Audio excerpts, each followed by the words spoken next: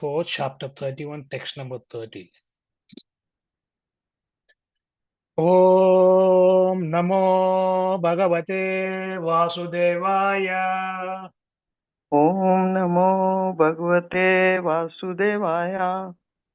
Om Namo Bhagavate Vasudevaya. Om Namo Bhagavate Vasudevaya. Om Namo Bhagavate Vasudevaya. Om Namo Bhagavate Vasudevaya. Narayanam Namaskrutyam Narayanam Namaskritya. Naram Chaiva Narottamam Naram Cheva Narottamam. Devim Saraswatim Vyasam Devim Saraswatim Vyasam. Tato Jayam Udirayet Tato Jayam Udhirayet. Nashtaprayeshu Abhadreshu Nashtaprayeshu Abhadreshu. Nityam Bhagavata Sevaya Nityam Bhagavata Sevaya. Bhagavati Uttamasloke Bhagavati Uttam Shloke. Bhaktir Bhavati Naistiki Bhaktir Bhavati Nestaki. Krishnaya Vasudevaya Krishnaya Vasudevaya. Devaki Nandanaya Cha Devaki Nandanaya Cha. Nanda Gopakumaraya Nanda Gopakumaraya. Govindaya Namo Namaha. Govindaya Namo Namaha. Today's verse. Kim Janma Bistribirveha Kim Janma Vistrivirveha. Kim Janma Bistribirveha Kim Janma Janmabhistribhirdeha Vistrivirveha. Saukra Savitra Yagnikai Saukra Savitra Yagnikai Saukra Savitra Yagnikai Saukra Savitra Yagnikai Karma Bhirvatrayi Proktai Karma Karmabhirvatrayi Bhirvatrai Prokte Prokte. Karma Bhirvatrayi Proktai Karma Karmabhirvatrayi Bhirvatrai Prokte Prokte. Pumsopi Vibudayusa Pumsopi Pumsopi Vibhudayusa Vibhudayusa. Pumsopi Vibudayusha Pumsopi Pumsopi Vibhudayusa Vibhudayusa. Kim Janma Bistrivirveha Kim Kim Janma Janmabhistribhirdeha Pitribhirveha. Saukra Savitra Yagnikai Saukra Savitra Yagnikai Saukra Karma Bhirvatrayi Proktai Karma Karmabhirvatrayi Virvatrai Prokte Prokte. Pumsopi Vibudayusha Pumso Pumsopi api vibhudayusa. Vibhudayusa. Sorry. Kim janma vistrivirveha. Kim Janmabhistribhirdeha Shokarasvitara yagike. Saukra Savitra Yagnikai Karma virvatrai prokte. Karmabhirvatrayi Karmabhirvatrayi Prokte Proktai Pumso api vibhudayusha. Pumsopi Pumsopi Vibhudayasa Vibudayusha Yusa Kim janmabhistribhirveha Kim Kim Janma Janmabhistribhirdeha Bistrivirveha Shaukrasavitrayagnikai Saukra Saukra Savitra Savitra Yagnikai Yagnikai Karmabhirvatrayi proktai Karma Karmabhirvatrayi Bhirvatrayi Prokte Proktai Sopi vibudhayusha Pumsopi Pumsopi Vibudayusha Vibhudayusa Kim Janmabhistribhirdeha Kim Kim Kim Janma janmabhistribhirveha Bistrivirveha janma Saukra Savitra Yagnikai Shaukrasavitrayagikai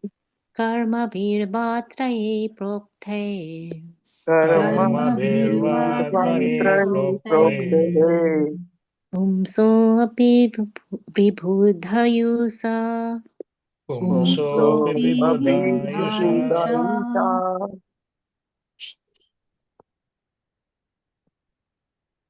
Word-to-word meanings. Kim, किम् what is the use? What is What the is the use? Janmabihi, जन्मभिः of births. of birth Birth, Tribihi, त्रिभिः three.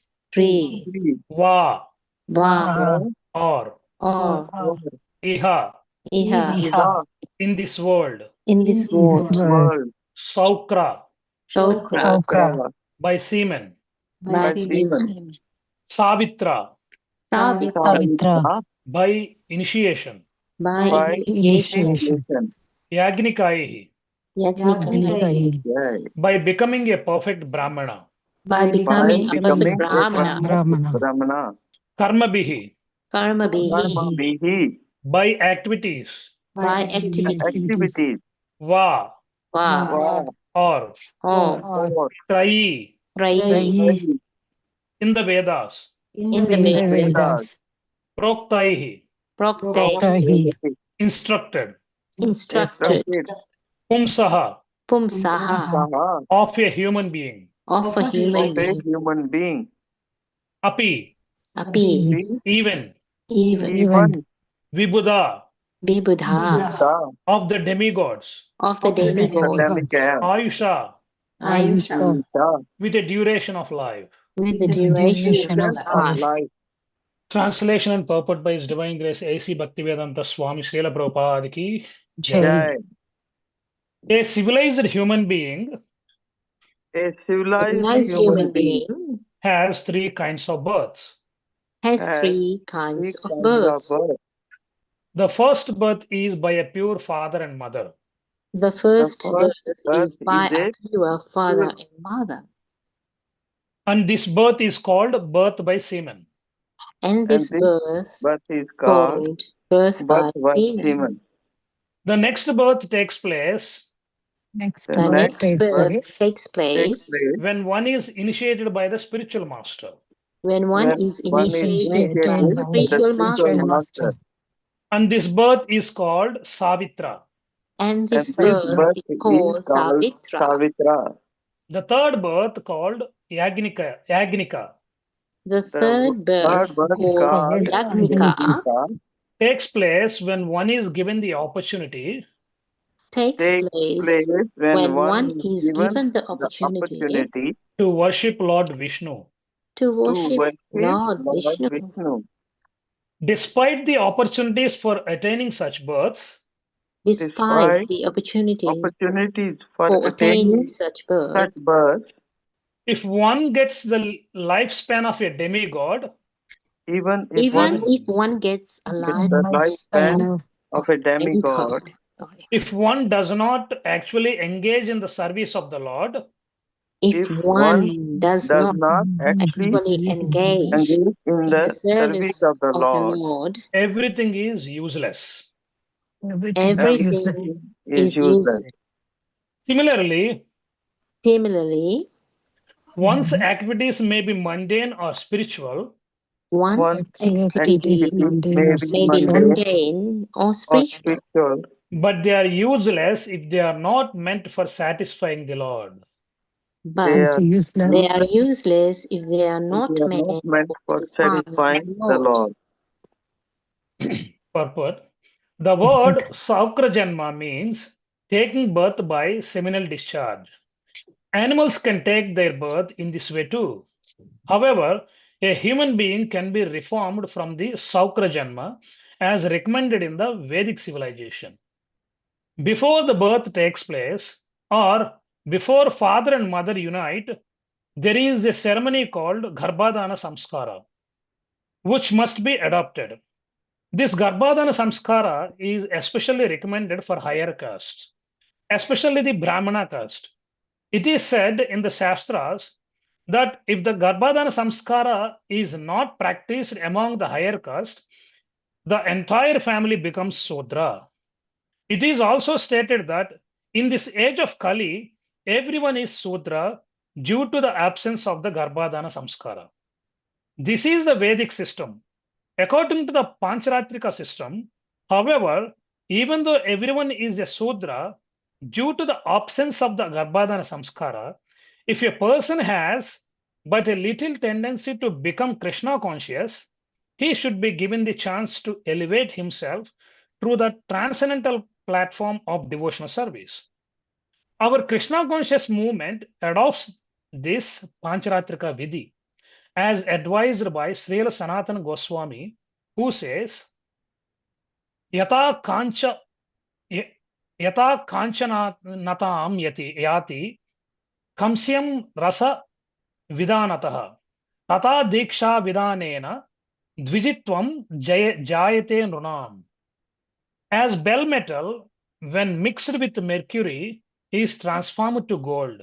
A person, even though not gold and pure, can be transformed into a Brahmana or Dvija simply by the initiation process.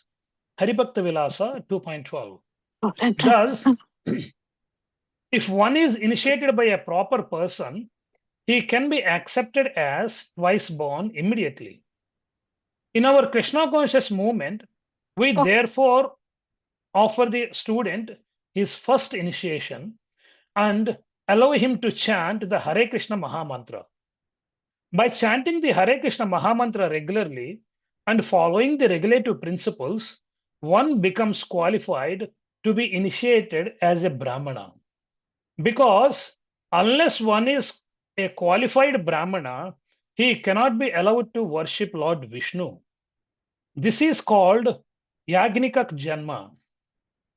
In our Krishna conscious society, unless one is twice initiated, first by chanting Hare Krishna and second by the Gayatri mantra, he is not allowed to enter the kitchen or deity room to execute duties. However, when one is elevated to the platform on which he can worship the deity, his previous birth does not matter. Chandalopi Dvijasreshto Haribhakti Parayanaha Haribhakti Vihinascha Dvijopi Swapachadamaha. Even if one is born in the family of a Chandala, if one engages in the devotional service of the Lord, he becomes the best of the Brahmanas. But even a Brahmana who is devoid of devotional service is on the level of the lowest dog eater. If a person is advanced in devotional service, it does not matter whether he was born in a Chandala family. He becomes purified.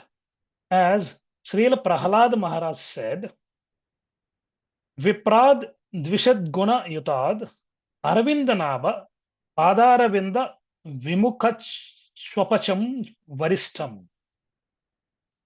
Even if one is a Brahmana and is qualified with all the Brahmanical qualifications, he is considered degraded if he is averse to worshipping the Supreme Personality of Godhead. But if a person is attached to the service of the Lord, he becomes glorified even if he is born in a Chandala family. Indeed, such a Chandala can deliver not only himself, but all his family predecessors. Without devotional service, even a proud Brahmana cannot deliver himself, and what to speak of his family. In many instances in the Shastras, it is seen that even a Brahmana has become a Kshatriya, Vaishya, Shudra, Mlecha, or non-Brahmana. And there are many instances of one is being born a Kshatriya or Vaishya or even lower, and in the 18th year, attaining elevation to the Brahmanical platform by the process of initiation. Therefore, Narada Muni says, Yasya yal lakshanam proktam Pumso varnabi vyanjakam yad anyatrapi drishyeta tattenaiva vinidrishet. It is not a fact that because one is born in a Brahmana family, he is automatically a Brahmana. He has a better chance to become a Brahmana. But unless he meets all the Brahmanical qualifications, he cannot be accepted as such. On the other hand, if the Brahmanical qualifications are found in the person of a Shudra, he should immediately be accepted as a Brahmana. To substantiate this, there are many quotations from Bhagavatam, Mahabharata, Bharadwaja Samhita, and Pancharatra, as well as many other scriptures. As far as the duration of life of the demigods concerning Lord Brahma, it is said, Sahasra Yuga Paryantam Aharyad Brahmano Viduhu Ratrim Yuga Sahasrantam Teho Ratra Vido Jana. The duration of one day of Brahma is 1000 times greater than the 4 yugas, aggregating 4,300,000 years. And Brahma's night is of the same duration. Brahma lives for 100 years of such days and nights. The word Vibhudayusha indicates that even if one gets a long lifespan, his lifespan is useless if he is not a devotee. A living entity is the eternal servitor of the Supreme Lord. And unless he becomes to the platform of devotional service, his lifespan, good birth, glorious activities, and everything else are null and void.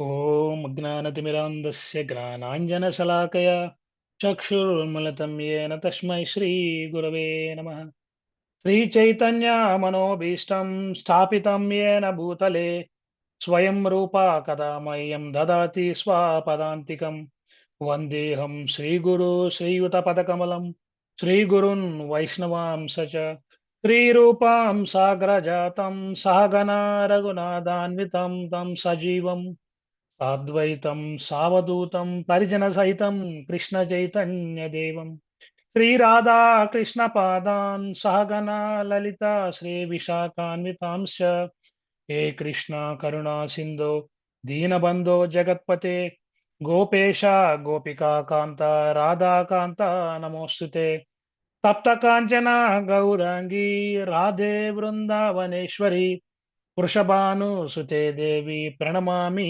हरिप्रिये वाञ्छकल्पतरुभ्यश्च च कृपा सिन्धुभ्येव च पतितानां पावनेभ्यो वैष्णवेभ्यो नमो नमः।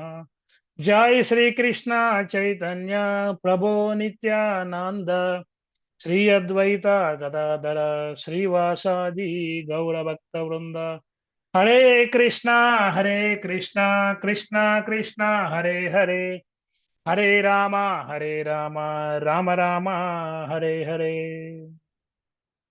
मुखं करोति वाचालं पंगुं लंघयते गुरुं यत्कृपातमहं वन्दे श्रीगुरुं दीनतारणं परमानन्दमाधवं Sri Chaitanya ईश्वरम्।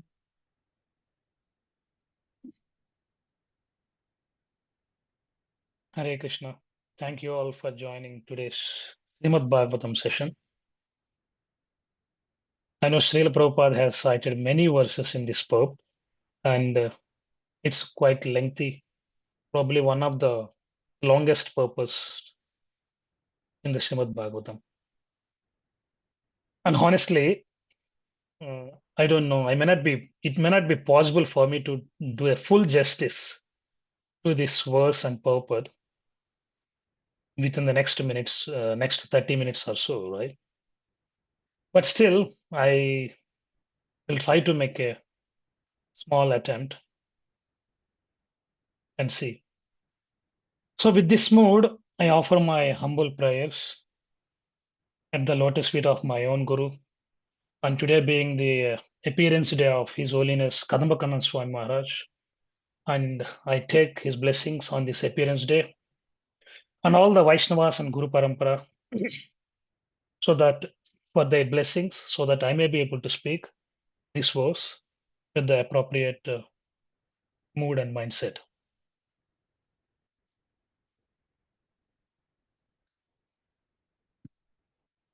So, if we see this verse,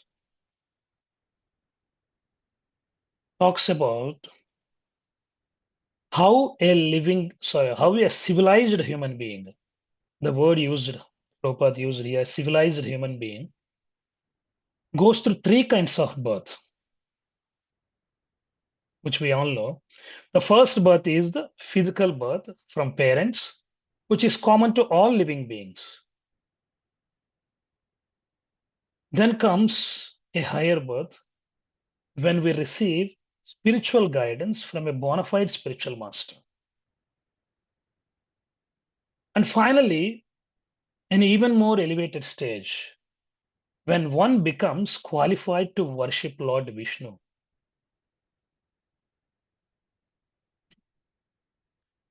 But what is interesting is that these are not just milestones, right? They come with increasing responsibility, isn't it? It is not simply about having these opportunities, but about what do we do with them. The verse strongly emphasizes this point again and again, and Srila Prabhupada reinforces it with multiple verses, references, to show its importance. Even if we have all these advantages, but if one does not engage in devotional service, then everything ultimately becomes useless. Not only that, even if someone lives a very long life like demigod, but has no devotion, it has no real value.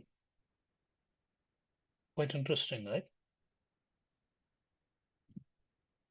It also makes us to reflect on our daily life.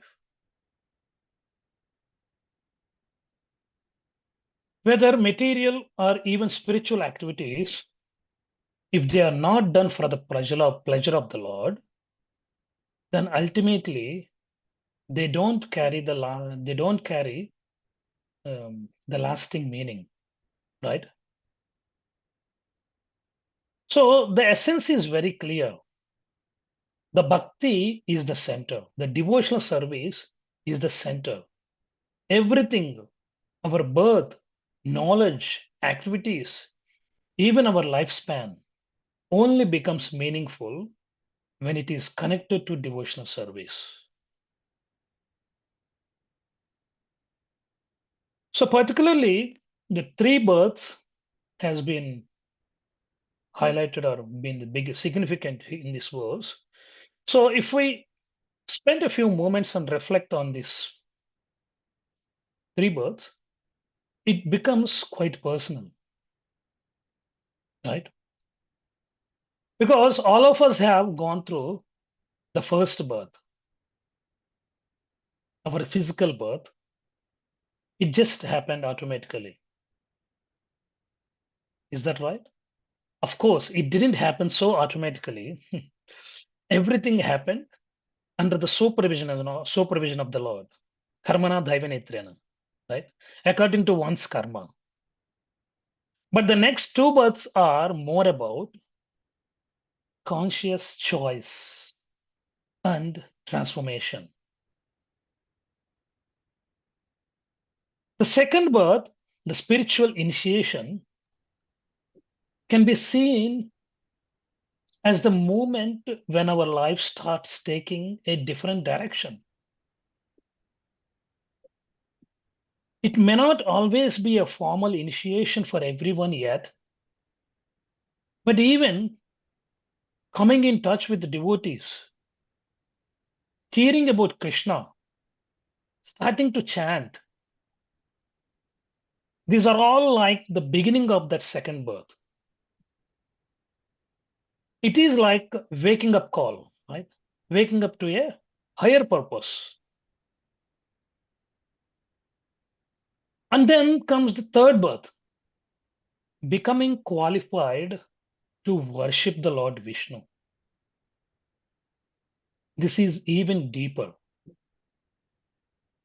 It is not just about external eligibility, but about developing purity and sincerity in our practice.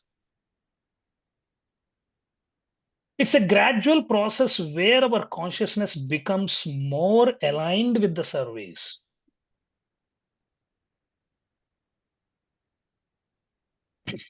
One time, one of our Bhakti member asks,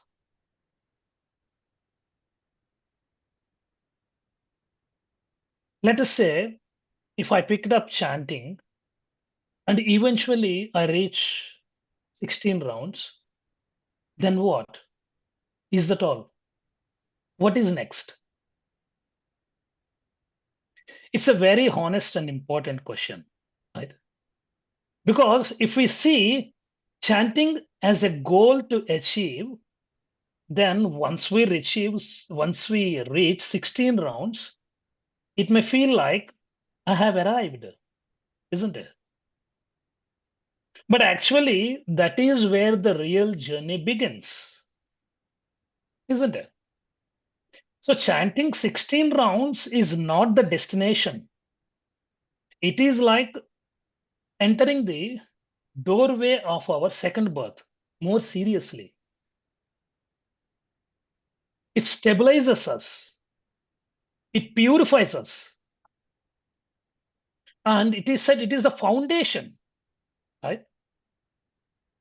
But after that, the focus gradually shifts from just doing the practice to deepening the quality of our consciousness. And from there, we slowly move toward the third stage, becoming genuinely qualified to serve. Not just externally, but internally, where service is done with sincerity and a desire to please Krishna. So, what next is not about adding something completely new, but about going deeper in the same process. From mechanical chanting to attentive chanting, and from obligation to genuine desire, right? And in that sense, this question itself is a sign of growth. It shows we are not just satisfied with the routine. We are looking for more meaning in the process, something more in the meaning in the process. Every day we chant, associate, and try to serve. We're actually nurturing that higher birth.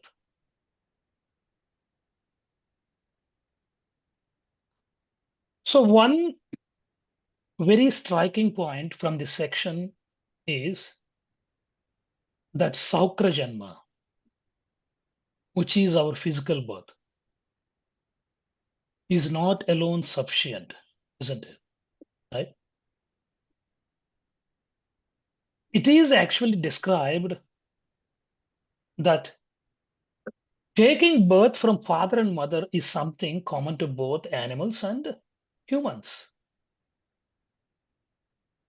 So if our whole life remains centered only around eating, sleeping, working, and maintaining relationships, and eventually passing on, then in one sense, we haven't really gone beyond that first level. Because outwardly, human life looks very advanced. We have education, careers, technology, and comfort. But the question that scriptures gently pushes us to ask is, have we really evolved in consciousness or just in the lifestyle?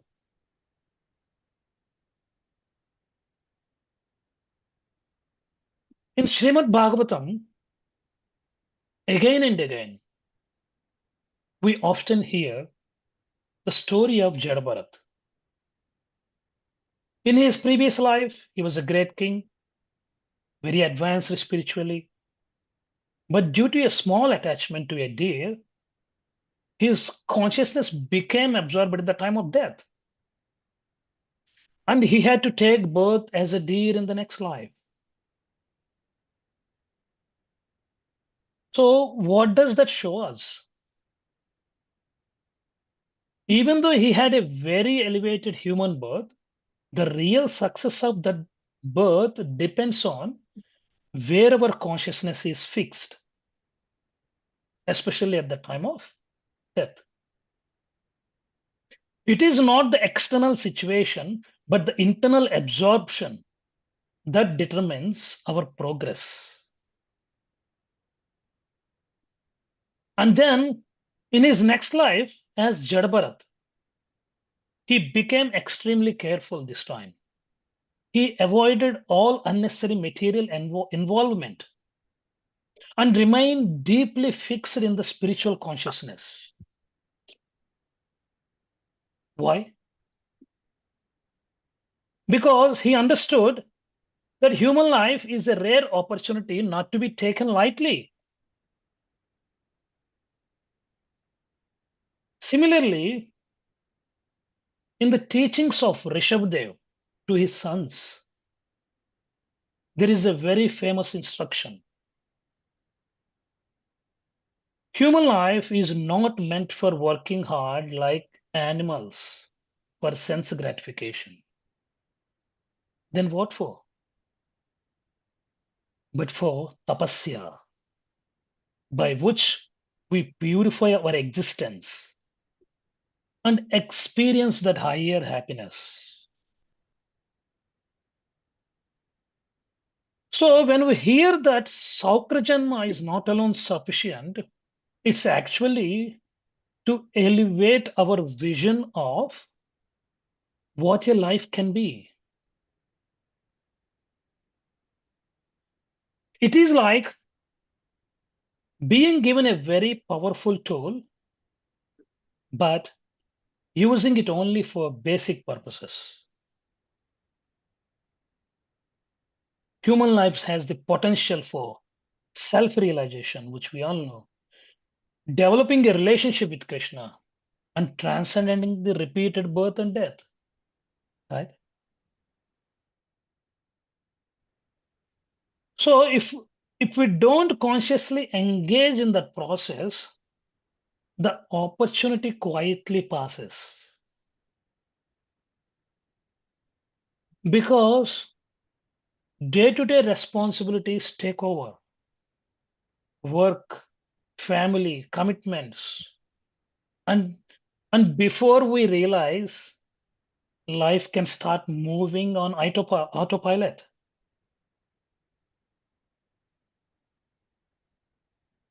We may not be doing anything wrong, but still something feels missing, right? We often hear from people. That's exactly where these teachings become so relevant. It reminds us the human life is not just about maintaining things externally, but about awakening something internally. The moment we begin hearing, chanting, associating we are already stepping beyond that first birth. We are beginning that journey of purification.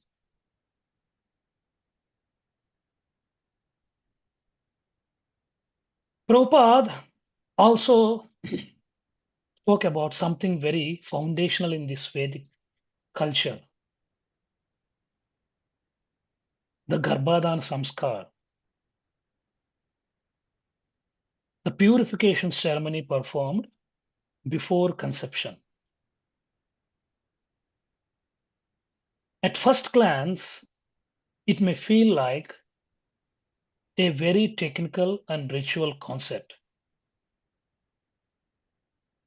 But when we hear it carefully, we understand that it is actually pointing to something much more deep. The consciousness begins even before birth. That's quite amazing, right? To think about.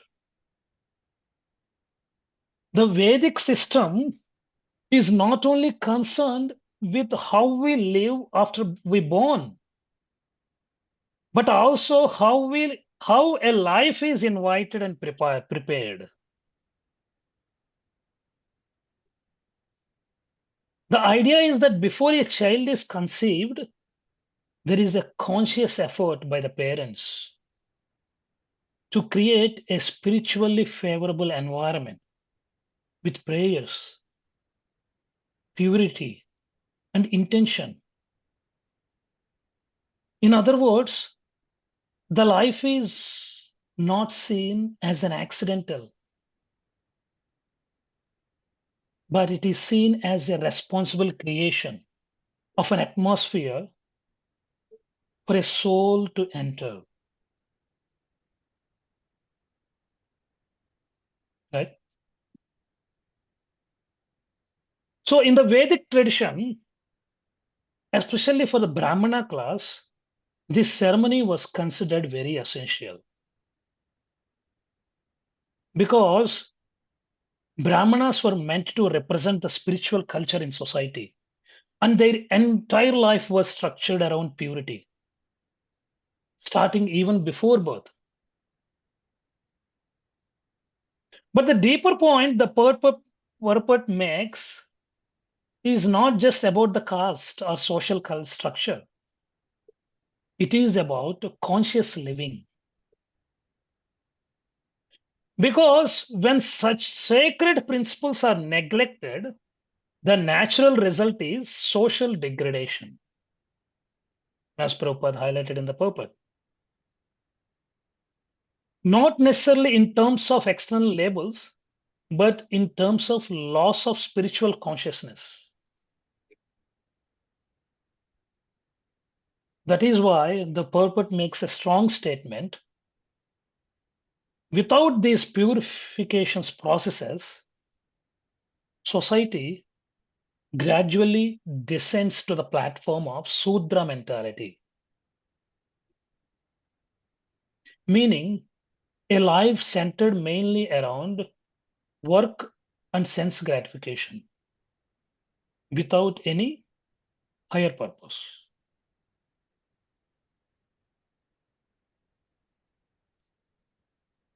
In the Śrīmad-Bhāgavatam, this idea is repeated many places. That in the age of Kali Yuga, the general standard becomes materially driven because the systematic spiritual culture is declining. As a result, people are no longer guided from the very beginning of life, especially by the higher samskaras. We can also see in the life of Ajamil. Although he was born in a good family and he had some spiritual training, due to later neglect of principles, his life gradually became absorbed in lower activities. Right? And this story is often used to show that without continuous spiritual training, consciousness can easily drift, regardless of one's background.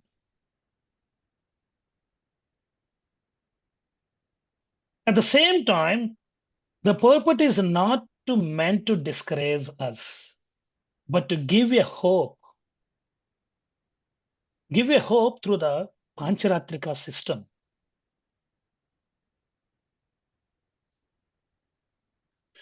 That even if someone is born without these traditional samskaras, spiritual elevation is still possible through the proper guidance and bhakti practice. That is where the mercy of devotional life becomes practical. It is not dependent on the past background. It is based present sincerity and practice. That is why our movement especially emphasizes that even in Kali Yuga, anyone can be elevated by chanting the holy names, associating with devotees, and following the four liberative principles. In this way, spiritual rebirth becomes accessible to everyone. Right? So within this context, we can more deeply appreciate the power of initiation, Diksha, the second birth. So when we look closer, the first birth is from parents, but the second birth happens when one is accepted into the spiritual life through the proper guidance and vows. This is why initiation is described as a rebirth of our consciousness. Not changing the body, but changing the direction of our life. The scriptures give a very beautiful analogy, especially even this purport. Just as bell metal can be transformed into gold through a proper chemical process, a person's consciousness can also be transformed through the process of Diksha and gradually elevated to the platform of Brahmanical qualification.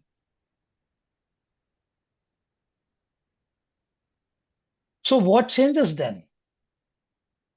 Before initiation, life is usually centered around personal enjoyment. But after initiation, the consciousness shifts. From now on, I will live for Krishna. That vow itself is the beginning for the internal transformation.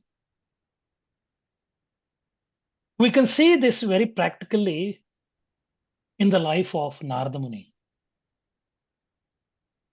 In his previous life, he was not born in a spiritually elevated family, right? But through the association and service to devotees, his consciousness became purified. In his next life, the transformation matured into full spiritual realization. So the key point is that contact with spiritual process can change the destiny over time.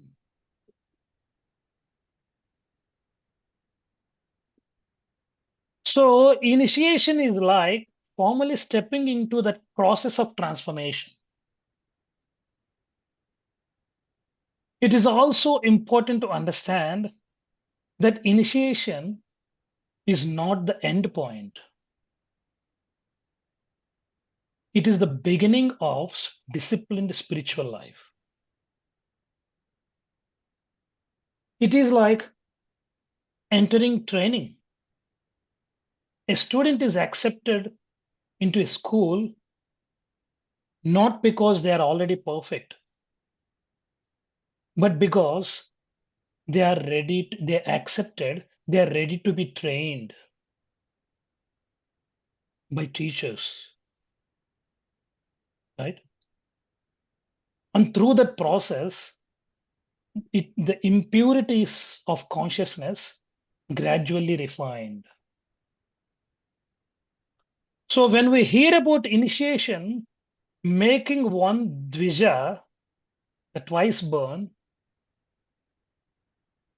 the deeper point is, it is not about changing the labels.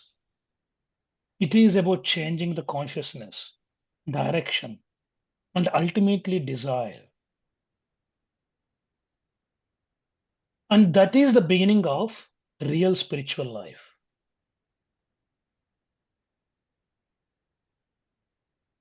So in the Śrīmad-Bhāgavatam, especially the teachings of Prahlad Maharaj, we find a very strong statement. A person born even in a very low background, if fully devoted to the Lord, becomes more exalted more exalted than a so-called high-born person without devotion.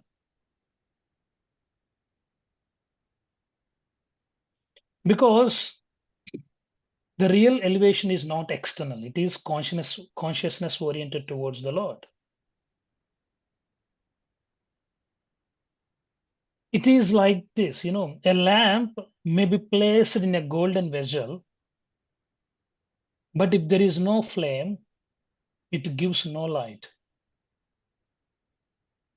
And another lamp, even in a simple clay pot, if it is lit, it can illuminate everything around it, right?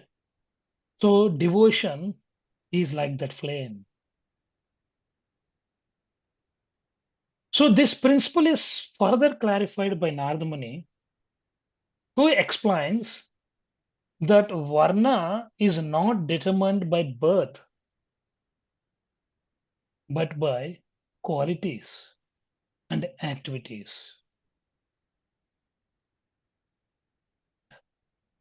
So the famous verse, Chaturvarna Maya Srishtam Guna Karma Vibhagashah.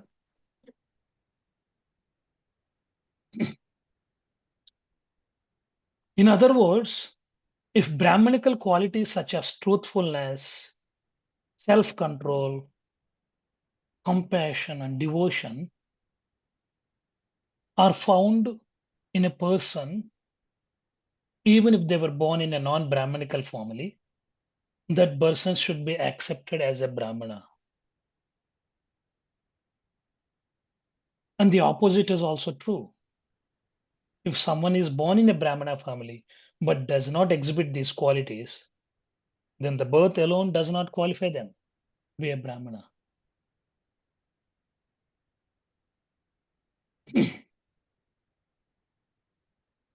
So this principle is very important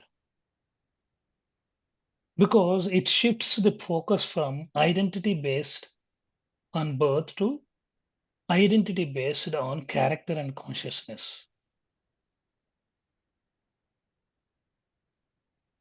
But if we see often in our spiritual life, in the real life,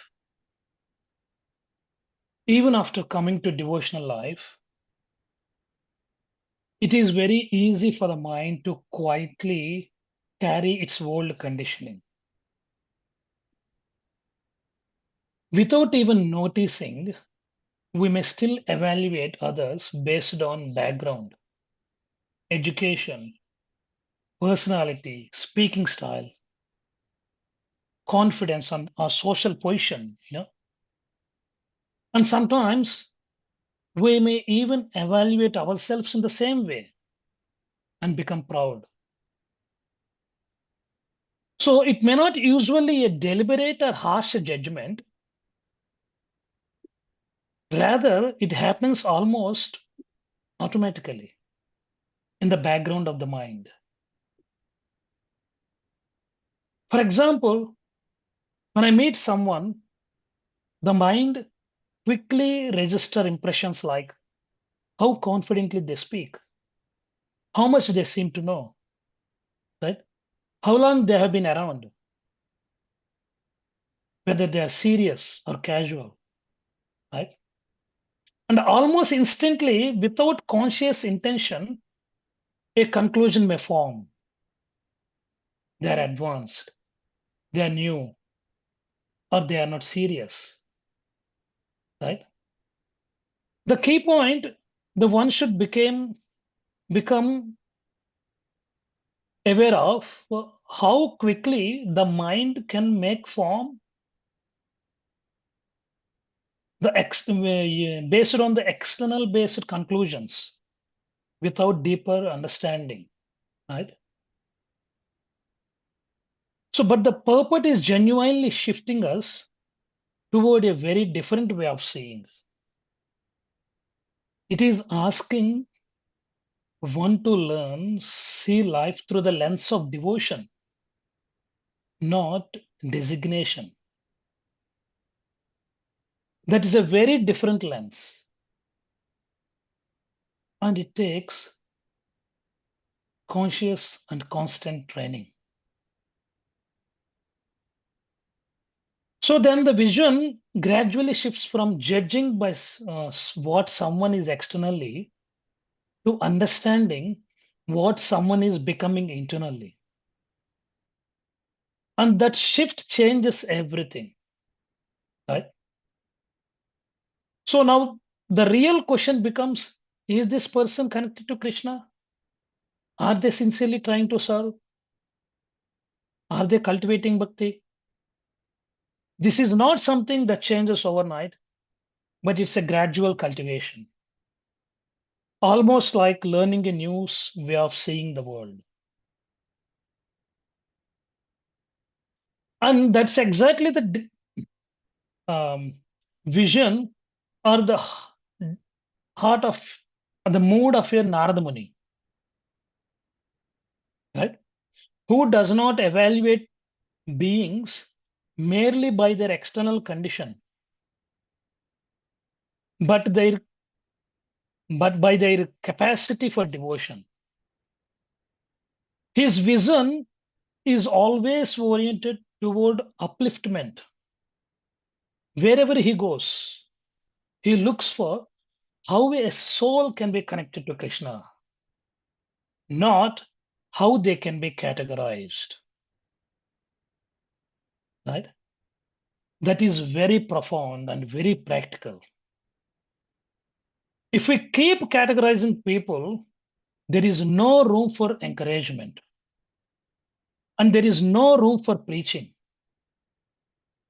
And even our own growth becomes limited, right? But when we start seeing others as potential devotees, our whole approach changes. I heard something recently that really struck me. We often think there are two kinds of people, devotees and non-devotees, on a broad aspect. But actually, there is no one who is truly a non-devotee. Why? Because it is only a matter of whether that connection to Krishna has been awakened yet or not. Just like the darkness is only the absence of sunlight, right? Similarly, what we or whom we call a non-devotee is simply someone Krishna's consciousness is not yet revived. It was beautifully explained how one can apply this in our very, in our simple way of our association with others. Instead of focusing what someone lacks, we can consciously try to notice what is sincere in them, right? Even if it is small, sometimes it may just be they're trying to chant, even if regularly. right? They're trying to attend programs despite difficulties. They may have a soft heart, but lack knowledge, right? And they are making effort despite imperfections. So, and when we begin to see like that, something changes inside as well. Judgment naturally reduces and encouragement increases. And over time, it transforms the quality of our relationships in spiritual life. There is more patience, more respect, and more genuine care for each other's journey. And gradually, our vision shifts from material way of seeing to a devotional way of seeing, whether every living being is understood in relation to Krishna, and every interaction becomes an opportunity to help revive that connection. And that is the mood of Narada Muni, right? So with that, I would like to stop here. I even gone past 2 minutes more. So, and see, open this forum if anyone has any comments or suggestions, corrections.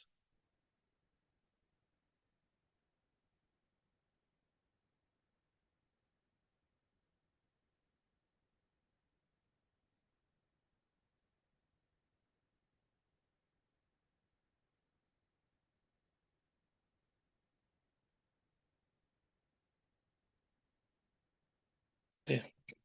So it looks like we have no comments or suggestions. Hare Krishna, Prabhuji. Yeah.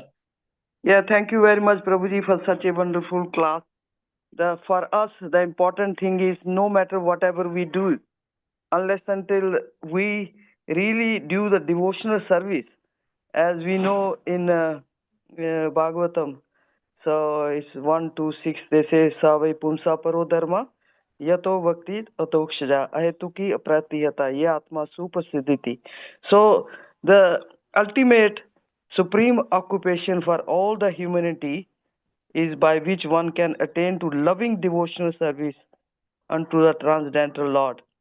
And such devotional service must be unmotivated and uninterrupted to completely Unalloyed. satisfy the self. And the next verse also says that unless until by rendering devotional service to the personality of Godhead, Shri Krishna, one can immediately acquire causeless knowledge and detachment from the world. So important thing is when we start chanting, and as you said very nicely in your verse, speaking on this verse, that we have to start chanting, and once that is the beginning, and when we start chanting, we get purification, and by purification, then we engage in that devotional service, and eventually one thinks of taking initiation, and then by taking initiation, and then the Brahman initiation, Gayatri Mantra, and then start worshipping the Lord. So these are the stages one can acquire. But important thing which is that we have to start chanting. If we are not chanting, and of course we can start chanting, it may not be pure to start with. It may not be attentive, but attentive chanting is the beginning of our devotional service. And we don't have to start thinking. Of course, knowledge detachment will come when we chant, and hearing association of devotees, that is important, which will help us purifying ourselves and advance, because we have got a human birth, and difference between a human birth and animal we know. Animal cannot do, and we have got this human birth which is very rare. So we should not waste any moment. Thank you very much, Prabhuji. Very nice class. Hare Krishna. Thank you, Mataji, for your kind comments. Yeah, it reminds me of um, the comment that His Grace Shamananda Prabhu made in his offering on his Guru Maharaj's Tirobhav festival other day. He said the devotional service is simple but not easy, right? Because devotional service means engaging all our senses in Krishna service, right? But there are many practical challenges. Like sadhaka devotee, myself, faces so many different things in life, right?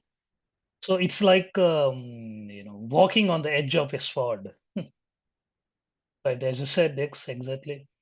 So the process is simple. You consistently remain steady, sincere, and connected. That is where the real challenge lies. Yes. Thank you, Mataji.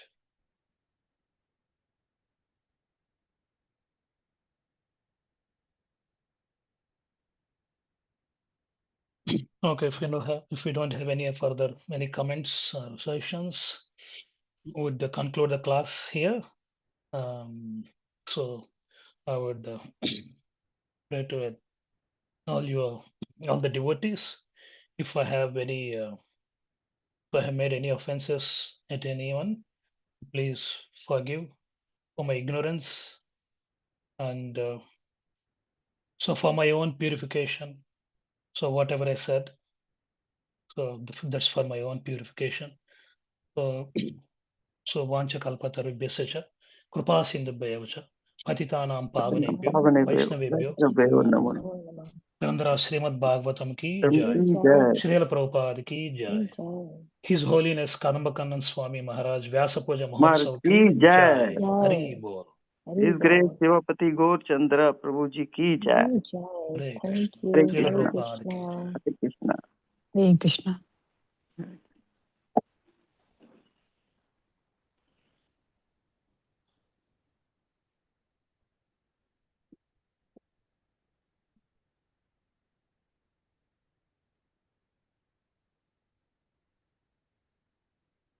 Baba Mai, Mataji, you have to close that.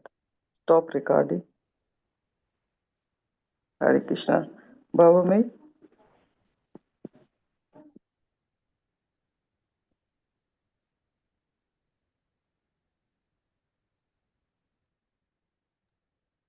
Hare Krishna, Baba Mai, you have to stop recording. You have to close the session.